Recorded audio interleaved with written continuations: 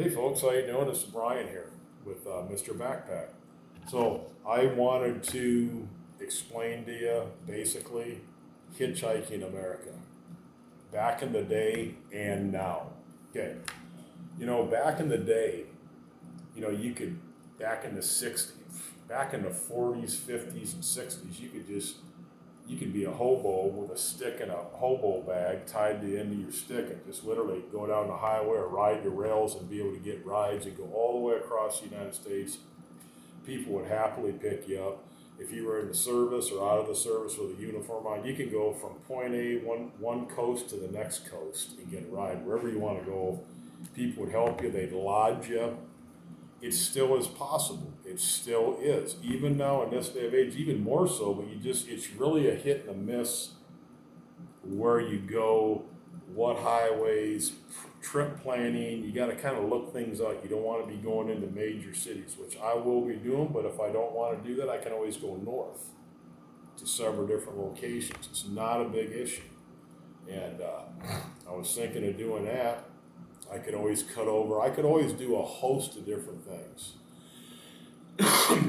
Whatever I want to do, I'll make it up where I'm going. But I kind of want to just stay on the interstates and just get rides all the way through. Wham, 3 to 4 day trip. I'm up where I need to go, and the journey's ended. And that's pretty primarily what I intend on doing. So today's been a decent day. Other than this little hacking crap I've had this morning. I must have hacked out a half cup of crap, and I'm not even sick. It's congestion, and but I'm all right. And I'll be popping another. Matter of fact, I'm gonna do it right now. So I've got these. Yeah, they're going kind of quick, but they're there. And I take these capsules, these 1,000 milligrams of C. They're capsules. You take 2 of them a day, 2,000. I think I've taken 1 today. So here's 2,000 today. And I'm popping another D3. You can take up to,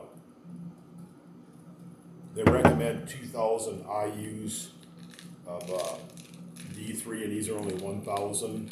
So took the bottles, I got my multi, I took my D3, and I've got 1,000 milligrams of zinc. You don't want to overdo the zinc. One of them's enough. 1,000 milligrams is enough, period. But the C,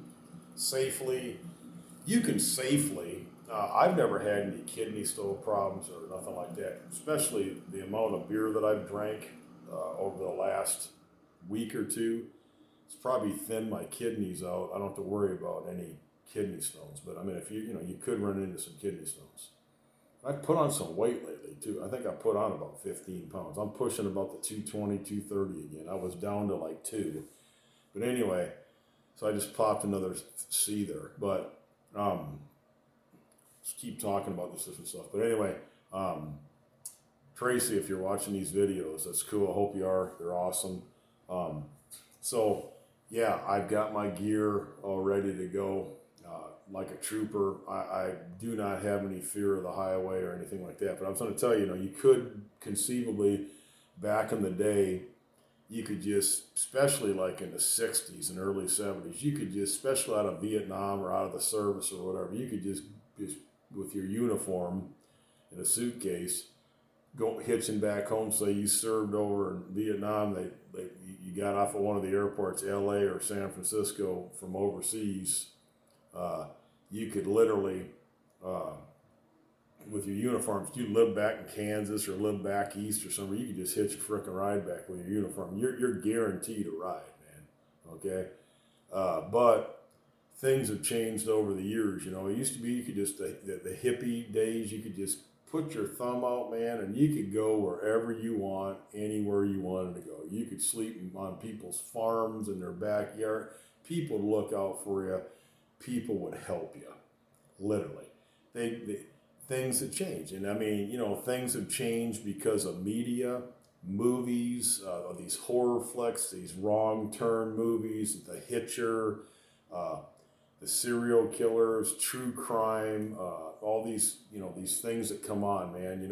All these murder shows, ID Channel, Forensic Files. I mean, all these psychos out there that are killing people. You know, kidnap people, serial killers, stuff like that. And there's dozens of them. There's been dozens of them. There's probably going to be dozens more. But you know, you have to be a certain type of person. Maybe there's a serial killer out there that would like to find this tough guy, an old hillbilly like me that thumbs it, and that's his or her forte to locate hitchhikers like me and then find them. I'm not immune to being abducted or killed. Anybody could be. But the point I'm trying to make, as a general rule, hitchhiking is generally safe. I've hitchhiked all over. It has been phenomenal for me. I mean, phenomenal. I can't even tell you how phenomenal that it's been. I've met some of the nicest people you can ever meet, period. I think you could ever meet. It just amazes me how cool some of the people I've met. Or majority of the ones I've met, how decent they are. They'll pick you up, man. They'll give you cash. They'll even offer lodging beyond every ride I've gotten, people have been just phenomenal. There's been a few weirdos, not weirdos, but weirdos where they're just kind of weird people, odd ducks, and they'll give you a ride and everything, and just boom, they just did it because just did it. I don't know, but they're very few and far in between. Most people that I get rides from, they've been there, they've hitchhiked, they've traveled, either RVs or drove or hitchhiked or whatever. So they've been around, they understand the whole scenario, the whole lifestyle of traveling, however you want to do it. Hitching, the rails, hiking, whatever you want to do, they understand these things. So it is what it is. And I love it. I just love it. And I don't worry about stuff. It's kind of like an adventure. You're in the Navy making it an adventure, right? Or whatever you want to call it. Whatever you want to call it. But so it is getting harder to do. Several places, particularly during this COVID the last couple of years, it has gotten increasingly hard.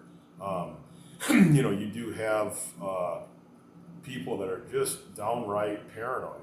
You're not getting a freaking ride, and you gotta watch what highways you go. I did certain highways where heretofore in the past, I was able to just get anywhere I wanted to go. I used to just predominantly do 2 lanes, all these little small towns, stop, clean windows, do farm work, paint, stay at mom and pop motels, little places, and just always get lodging, always make a few hundred, always go here, always go there, and just make it. It may have took a month, and excuse me.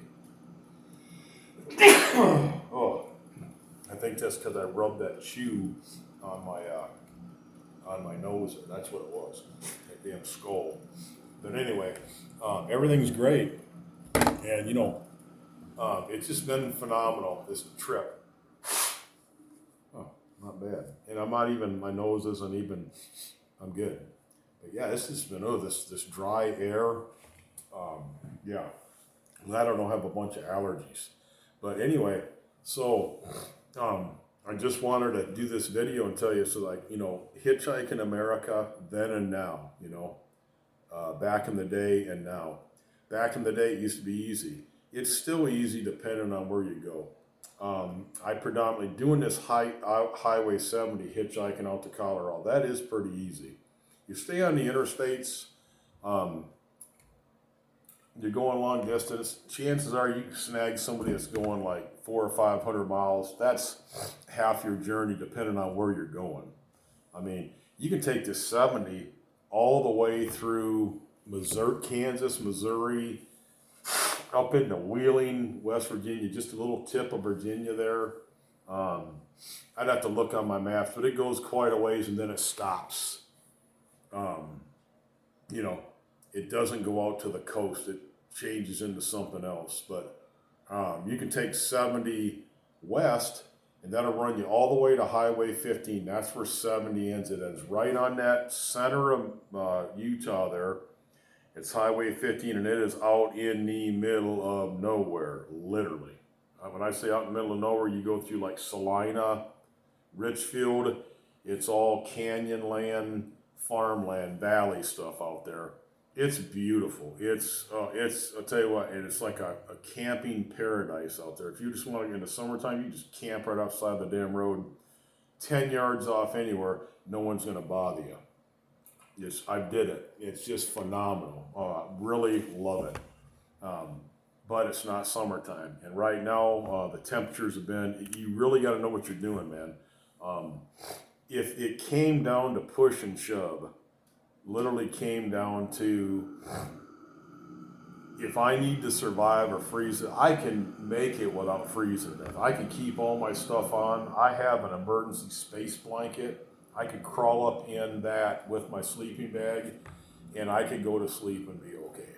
And if I wanted to get out a tent, I got like this little Bear Hard survival tent. I got rid of that other Special Forces tent I had. I don't need it. I got it stored here. Somebody's got a box about 30 pounds of my stuff, and I just really took the bare essentials. But I didn't leave my cook kit. I didn't leave my sterno cook kit, my first aid kit, my hygiene. I mean, I didn't leave a lot of stuff behind, but I did leave quite a bit behind because I had an overabundance of different things. I just didn't want to have so much stuff, a redundancy, numerous things that I just don't need. I'm not going to use them. But I did want to have at least one of some things that I really needed. And I know that if I didn't take it with me, I'm going to kick myself in the ass when I like, oh my God, I needed this and I don't have it. But I've got it. So, and there'll be more videos, but I just wanted to explain that hitchhiking, it's not gone, it's not died out, but it has died out in quite a few areas, particularly the Midwest here. If you're going through Kansas, what's really nice about it is these cops will give you rides from county line to county line. And the problem with that is if you're on the interstate, it's okay because you got a lot of traffic coming through, a lot of people stop in these smaller towns even. There's quite a bit of flow. Someone will snatch you up. There's been some times where I've had to stand out for an hour or two, but if you're warmly dressed and everything, even in the winter, you're okay.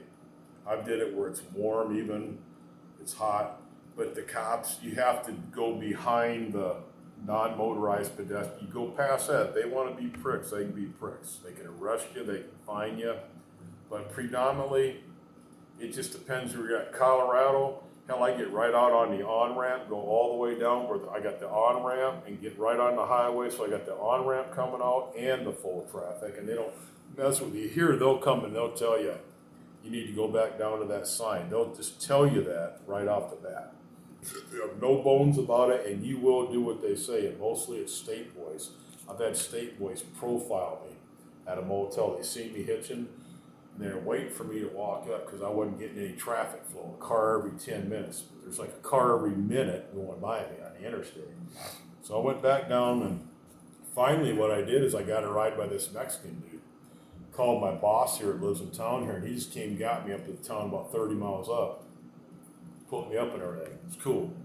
So anyway, yes, you can hitchhike. You have to have a positive attitude.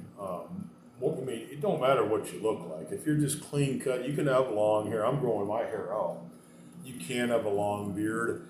I digress. I just don't really want that. I want the clean look, and I got a head of hair and clean clothes, smell good. Just kind of look like you take care of yourself. That's the main deal there.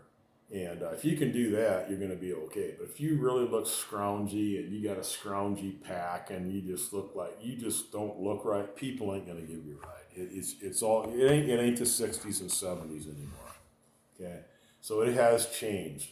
It's new school, not old school. Okay, and that's just with anything. There's an old way of doing stuff, an old school way of doing things, and there's a new way, a new school way of doing things. And I can blend both of them in, the wisdom and knowledge that I have through old school experiences. I can just kind of mold in and adapt to the new school way of doing things, and I tend to just overcome everything through many years of being on the road, traveling all over, doing different work. My social skills with dealing with people, I can communicate with anybody down to the lowest to the highest. That's enough on this. Just wanted to tell you about Hitchhiking America. Is it getting tougher? Yes, it definitely is. Is it going to get tougher? Hell yeah, it is. But I'll tell you what, it is fun. It's like no experience you've ever had. It is just freaking phenomenal. The freedom of the road. No kids, no debts. Get out of a rag. Come to some towns that are just suck Donkey Kong ass towns. You get the hell on. You don't pay it no mind. You push on. The next little town's the most awesome, coolest little town. The nicest people. People wave at you when you're crossing the damn street with backpack on. 2 backpacks. You're like, God dang, this is cool. And they're just friendly as can be. They'll give you the shirt off your back. They'll give you a room. They'll give you some work. They'll give you some cash. You don't got to ask for shit. It's right there. Other towns, you can't get a loaf of bread. They want you to push on. They hate you. They're haters. I'm going to let you go on this. So that kind of pretty much wrapped it up on Hitchhiking America. Back then and now. So the next one I'm going to be doing is going to be kind of explaining a few things that you really do have to watch out for. And I'll be getting into some stuff on that too, about how people are nowadays and the risk involved in hitchhiking, bottom line, which you really got to watch out for. If you don't watch out for them, it could be your life. Literally, it can be, and it so easily could take your life from you. It wouldn't even... It'd be that quick. It'd come when you least expect it, and then when it hits you, you're dead. All right, I'm gonna let you guys go. Tracy, hope you're watching the videos. This is Brian here, Mr. Backpack.